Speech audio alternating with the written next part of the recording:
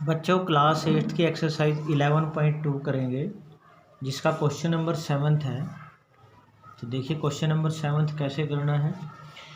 7th question है कि किसी भवन के फर्श में समचतुर्भुज के आकार की 3000 टाइलें। देखो कुल टाइलें कितनी लगी हैं, कुल टाइलें हैं 3000। किस आकार की हैं, समचतुर्भुज के आकार की, यानी जिसकी सारी भुजाएं बराबर हों। प्रत्येक के विकर्ण 45 और 30 सेंटीमीटर की लंबाई के हैं। मान लीजिए इस तरह की टाइल है जिसका विकर्ण, ये विकर्ण और ये विकर्ण बीच में एक 45 है और एक 30 सेंटीमीटर है। तो 4 रुपये प्रति वर्ग मीटर, ये ध्यान रखना है, यहाँ वर्ग मीटर की दर से रेट वर्ग मीटर में है और एक वर्ग मीटर का रेट है 4 रुपये, यानी एक वर्ग मीटर मतलब मीटर स्क्वायर का जो प्राइस है वो 4 रुपये है। तो फर्श पर पॉलिश करने का खर्च निकालना है, यानी पूरे फर्श पर अब देखो टाइलें लगनी है 3000, तो पूरे फर्श का जो क्षेत्रफल होगा वो जितना 3000 टाइलों को होगा उतना ही होगा। एक टाइल हमें दे रखी है, एक टाइल का क्षेत्रफल निकाल लेना है, उसको 3000 से गुणा कर लेंगे, वो पूरे फर्श का क्षेत्रफल आ जाएगा। ये ध्यान रखना है टाइल सेंटीमीटर में दे रखी है तो उसके मीटर स्क्वायर भी बनाने हैं। तो देखिए क्वेश्चन कैसे करना है। हम लिखेंगे कि एक समचतुर्भुजाकार टाइल के विकर्ण, हमें दो विकर्ण दे रखे हैं जिसको हम D1 और D2 यानी दोनों विकर्ण, एक विकर्ण है जैसे कितने सेंटीमीटर हमें दे रखा है 45 सेंटीमीटर, दूसरा विकर्ण है हमें दिया हुआ 30 सेंटीमीटर।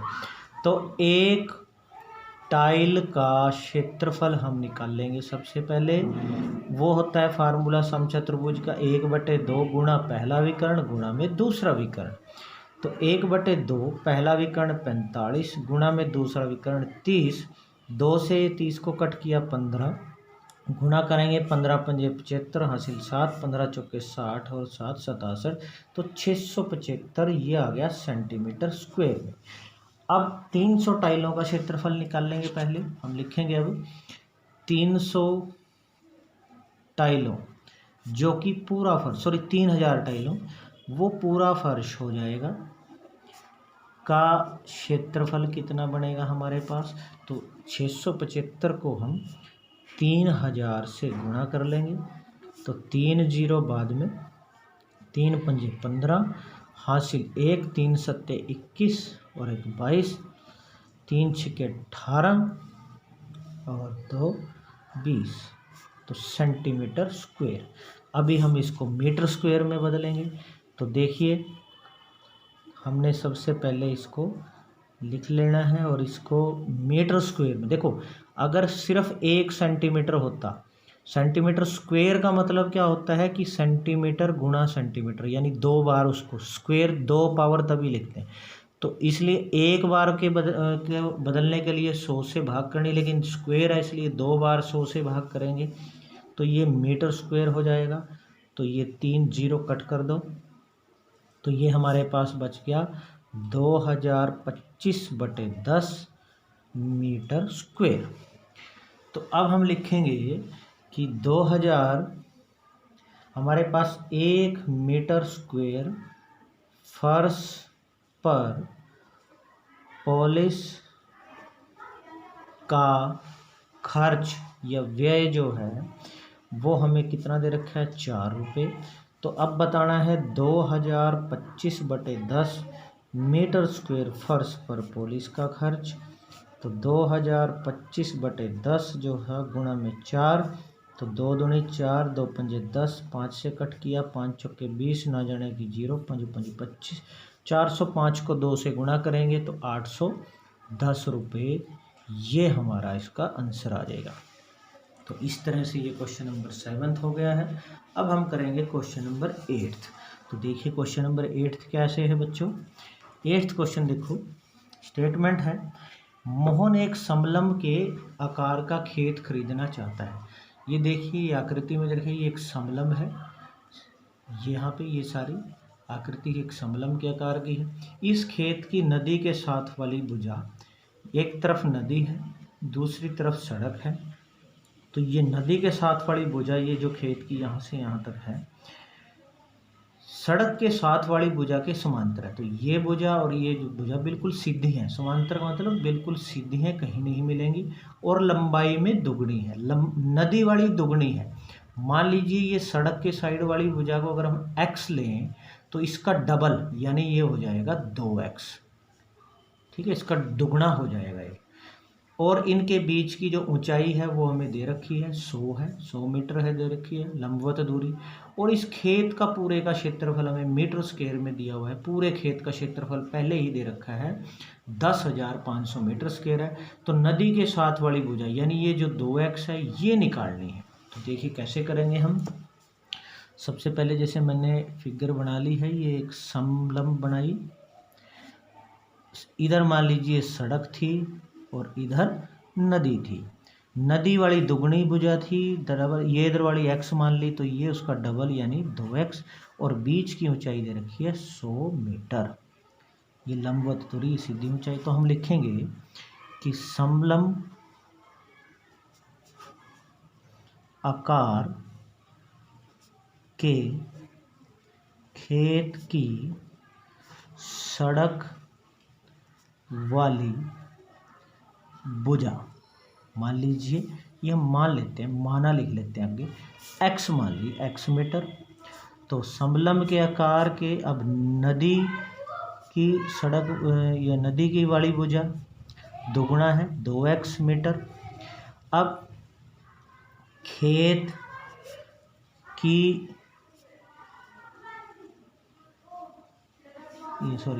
समलंब की जो ऊंचाई हमें दे रखी है वो है 100 मीटर। अब खेत का क्षेत्रफल का जो क्षेत्रफल है, समलंब का जो क्षेत्रफल है वो फॉर्मूला लगेगा 1/2 गुणा में दोनों आधारों का योग और गुणा में ऊंचाई यानी उसकी हाइट।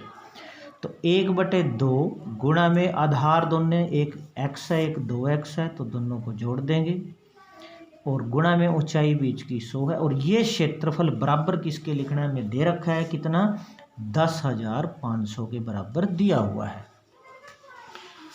तो 1/2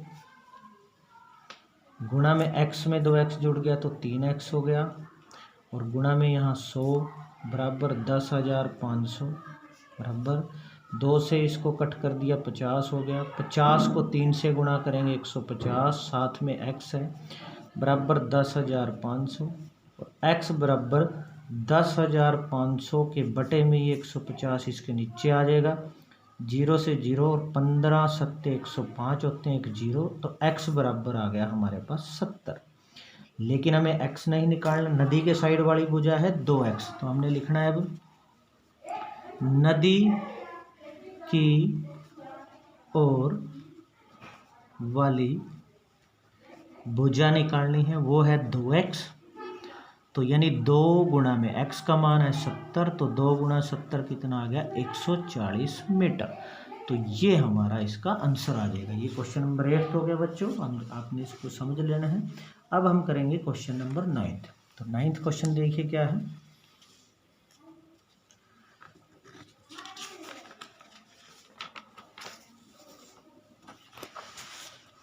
9th क्वेश्चन देखो।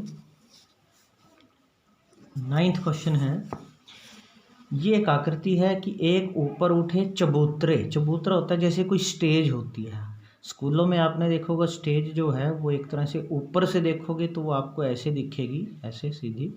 लेकिन ये जो बनाई है ये 5 भुज के आकार की बनाई है, ऐसे पंचभुज, अष्टभुज के आकार की, जिसकी 8 भुजाएं हैं। 1 2 3 4 5 6 7 8 अष्टभुज के आकार की है, जैसा कि आकृति में दिखाया गया है। इस अष्टभुजी पृष्ठ का क्षेत्रफल ज्ञात करना है। इस पूरी 8 भुजाओं वाली आकृति का क्षेत्रफल निकालना है। देखिए कैसे करेंगे हम। देखिए हमें इसमें इस तरह दिया हुआ है, ये ऊंचाई 4 मीटर है। ये मान लीजिए एक समलंब है ऊपर की तरफ, नीचे वाली भुजा 11 मीटर दे रखी है देखो। और ये एक समलंब है। नीचे फिर हमें बीच में एक आयत के आकार की है, नीचे फिर हमें यहाँ पे एक समलंब दे रखा है नीचे ऐसे उल्टा। तो ये हमारे पास इस तरह से, ये देखो 1 2 3 4 5 6 7 8 भुजाओं की आकृति है। और ये भुजा जो 5 मीटर है, चारों हर तरफ से, इधर से भी 5, इधर से भी 5, इधर से भी 5, ये हर जगह से 5 मीटर ऐसे चारों तरफ से 5-5 मीटर है। अब देखिए इस चबूतरे में जो 8 भुजाओं वाला है, इसमें 3 आकृतियां। सबसे पहले देखो ये आकृति को देखो, ये एक समलंब है। इसमें ये आधार ऊपर 5 मीटर है, नीचे वाला 11। जितना क्षेत्रफल मान लीजिए इस पहले भाग का, मैंने इसका पहला भाग नाम दे दिया, उतना ही इसका होगा ये तीसरे भाग का होगा, क्योंकि ये भी सेम दोनों एक जैसे हैं, समलंब के आकार के हैं। और ये बीच वाला मान लीजिए दूसरा भाग एक आयत है। आयत की लंबाई 11 है और चौड़ाई 5 है, तो इसका भी क्षेत्रफल आ जाएगा। तो हम सबसे पहले लिखेंगे, देखिए कि भाग एक जो समलंब है, समलंब के आधार, दोनों आधार जो हैं इसके, एक आधार जो है आपके पास, जैसे मान लीजिए ए से लिख लिया, वो 11 मीटर है। और दूसरा जो आधार है बी, वो है 5 मीटर। और समलंब की जो ऊंचाई है, ऊंचाई h से लिख लिया मैंने, हाइट जो है इसकी 4 मीटर है। और भाग, तो पहले भाग का जो क्षेत्रफल होगा वो 1/2 गुणा में दोनों आधारों का जोड़ और गुणा में ऊंचाई। तो यानी 1/2 गुणा में दोनों आधार हमारे पास है 11 और 5, और गुणा में ऊंचाई 4। तो 2 से ये कट कर दो, 2 दूनी 4, 11 और 5 16 गुणा 2, 16 दूनी आ गया 32 मीटर स्क्वायर। 32 आ गया इस पहले भाग का, उतना ही आएगा तीसरे भाग का। यानी भाग जो 3 है उसका भी क्षेत्रफल इतना ही आएगा, क्योंकि वो भी इसी जैसे आकार की समलंब है, उसका भी 32 मीटर स्क्वायर आएगा। उसके बाद बीच वाला हिस्सा, तो भाग 2 जो एक आयत है, आयत की लंबाई हमें इसमें कितनी दे रखी है, 11 मीटर। और चौड़ाई जो है इसकी वो दे रखी है 5 मीटर। तो आयत का जो क्षेत्रफल है वो तय लंबाई गुणा चौड़ाई, 11 गुणा 5, 11 पंजे 55 मीटर स्क्वायर। तो अब पूरी आकृति का क्षेत्रफल लिखेंगे हम। तो पूरे चबूतरे का क्षेत्रफल, वो हमने तीनों भाग को क्षेत्रफल जोड़ना है, यानी भाग 1 का क्षेत्रफल प्लस भाग 2 का क्षेत्रफल प्लस भाग 3 का क्षेत्रफल। तो भाग पहला जो है हमारा वो था 32, प्लस दूसरा है 55 और तीसरा भी 32। तो तीनों को जोड़ेंगे हम, तीनों को जोड़ के आ गया 119 मीटर स्क्वायर। ये आपका पूरे चबूतरे का क्षेत्रफल आएगा।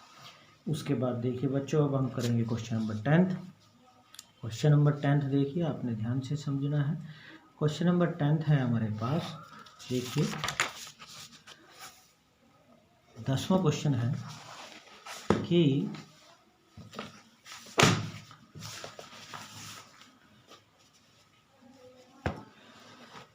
एक पंचभुज आकार का बगीचा है, जैसे ये दे रखी है 5 भुजाएं, 1 2 3 4 5 इस आकृति में दिखाया गया है, जिसका क्षेत्रफल ज्ञात करने के लिए ज्योति ने क्या किया, इस 5 भुजाओं को ऐसे 2 टुकड़ों में काट लिया, इधर एक भाग दूसरा, और दोनों भाग जो हैं वो एक समलंब के आकार के हैं।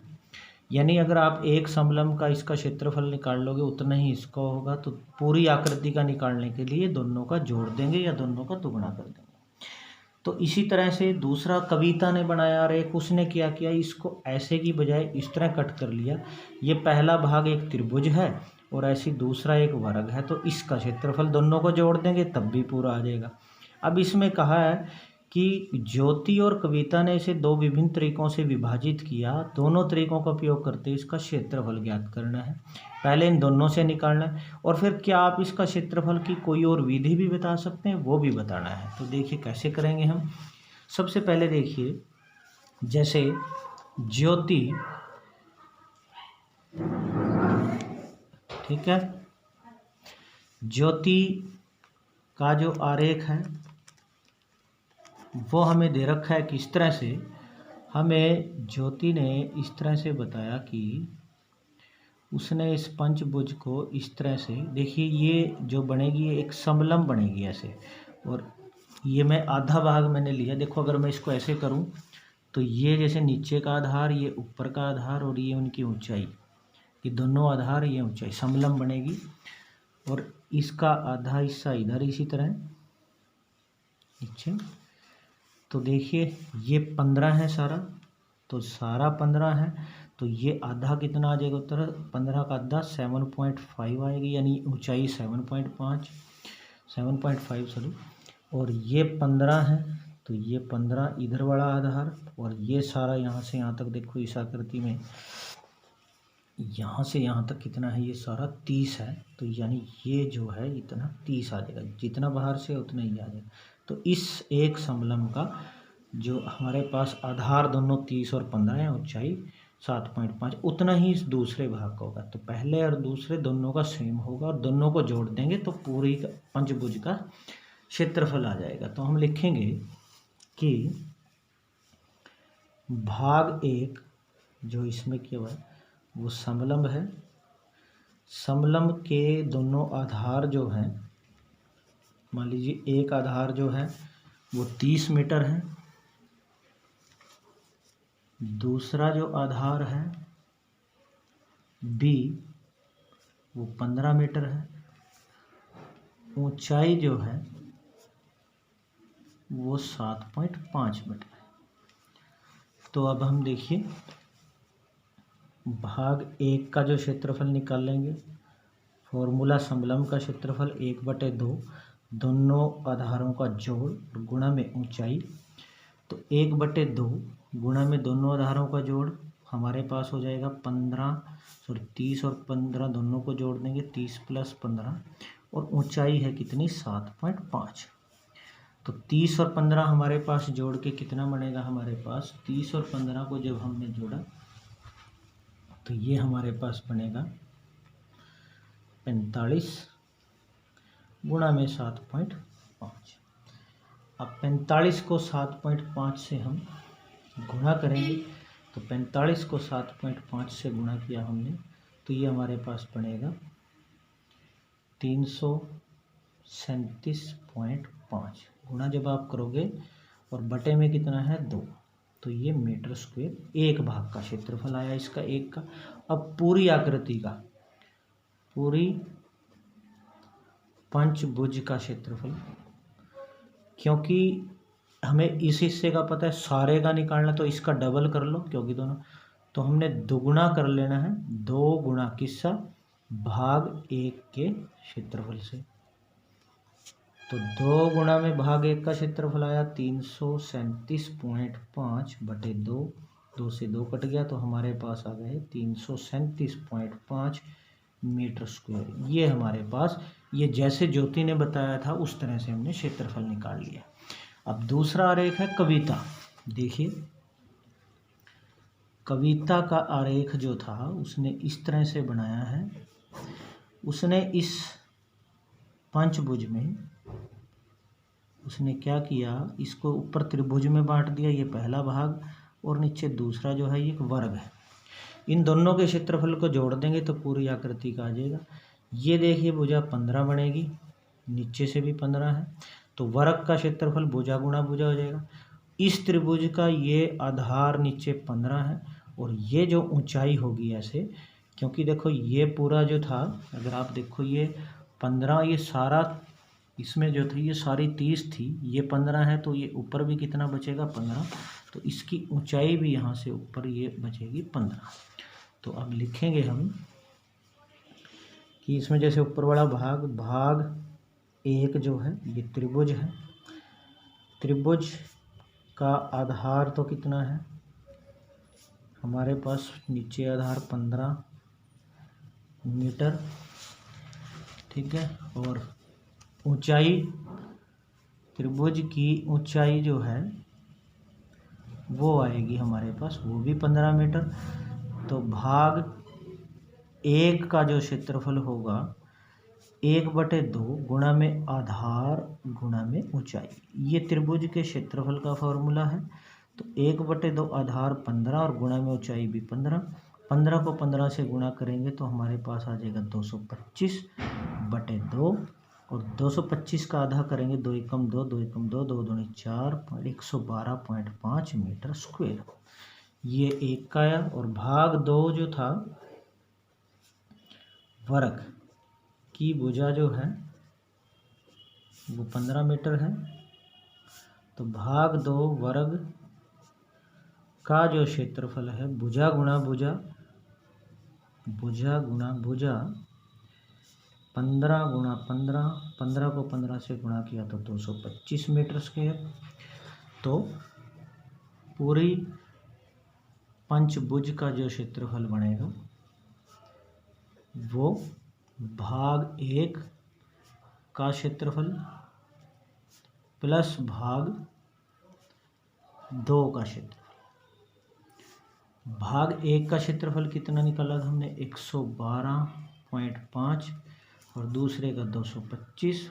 अब देखो 112.5 में हम 225.0 लग के जोड़ लो आगे, 5 और 2 7, 2 और 1 3, 2 और 1 तो ये आ जाएगा 337.5 मीटर स्क्वायर।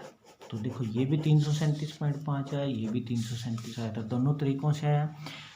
तो ज्योति और कविता के दोनों से हमने निकाला तो इतना ही आया है।